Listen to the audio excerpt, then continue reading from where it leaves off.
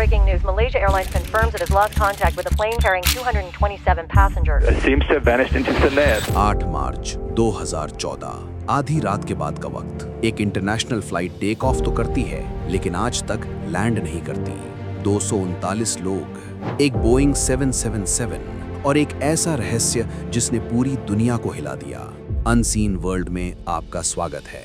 कुछ लोग कहते हैं एलियंस ने प्लेन उठा लिया, कुछ मानते हैं पायलट ने जानबूझकर समुद्र में गिराया और कुछ के लिए ये अब तक की सबसे बड़ी एविएशन मिस्ट्री है। सवाल सिर्फ एक है, आखिर MH370 के साथ हुआ क्या? मलेशियन एयरलाइंस की फ्लाइट MH370 कुआलालंपुर से बीजिंग जा रही थी।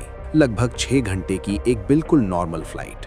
तारीख 8 मार्च 2014, समय रात 1:41। ये बोइंग 777 दुनिया के सबसे भरोसेमंद एयरक्राफ्ट्स में से एक था। कमान संभाले हुए थे कैप्टन ज़हरी अहमद शाह और को पायलट फारिक हमीद।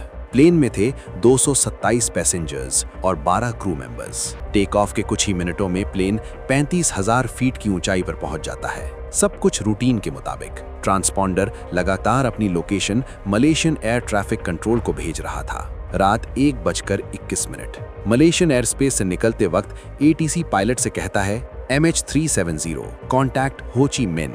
जवाब आता है good night. 370 contact Ho Chi Minh 120.9 good night. Good night, Malaysia 370. किसी को अंदाजा नहीं था कि ये आखिरी शब्द होंगे। सिर्फ 2 मिनट बाद रात 8:21 पर MH370 मलेशिया और वियतनाम दोनों के रडार से अचानक गायब हो जाता है। न कोई SOS, न कोई चेतावनी। पहले इसे एक छोटी टेक्निकल गड़बड़ी समझकर नजरअंदाज कर दिया जाता है, लेकिन जब हो ची मिन कंट्रोल भी प्लेन को ट्रैक नहीं कर पाता, तब खतरे की घंटी बजती है।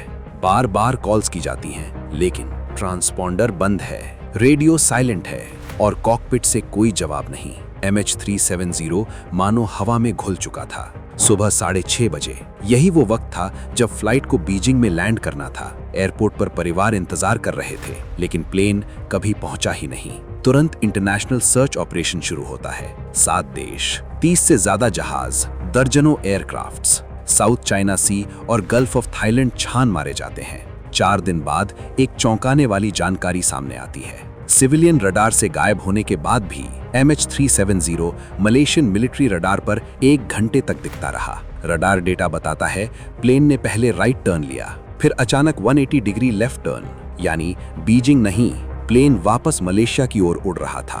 कुछ देर बाद प्लेन पेनांग आइलैंड पार करता है और फिर मलक्का स्ट्रेट होते हुए अंडमान सागर की तरफ बढ़ता है। ये दिशा सर्च एरिया के बिल्कुल उलट थी। इसके बाद एक और बड़ा सुराग मिलता है। MH370 हर 1 घंटे में इनमारसैट सैटेलाइट को पिंग भेज रहा था। लोकेशन नहीं, बस एक साइलेंट हैंडशेक। कुल 7 बार सैटेलाइट से कांटेक्ट हुआ। आखिरी पिंग सुबह 8:19 पर। इसका मतलब प्लेन उस वक्त भी आसमान में था। इन डेटा से एक्सपर्ट्स ने एक काल्पनिक लाइन बनाई जिसे कहा गया 7th आर्क। ये इलाका सदर्न इंडियन ओशन में हजारों किलोमीटर तक फैला था। यहाँ शुरू हुआ इतिहास का सबसे महंगा और सबसे लंबा सर्च ऑपरेशन।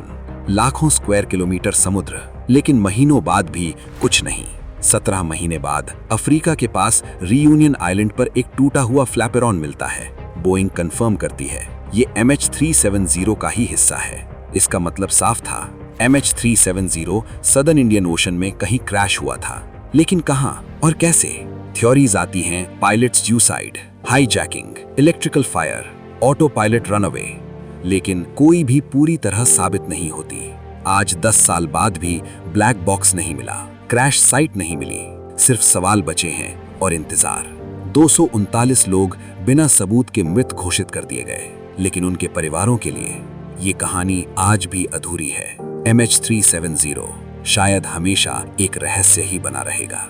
अगर आपको दुनिया के सबसे अनसुलझे रहस्य जानना पसंद है तो अनसीन वर्ल्ड को सब्सक्राइब करें, क्योंकि कुछ कहानियां दिखती नहीं लेकिन भुलाई भी नहीं जाती।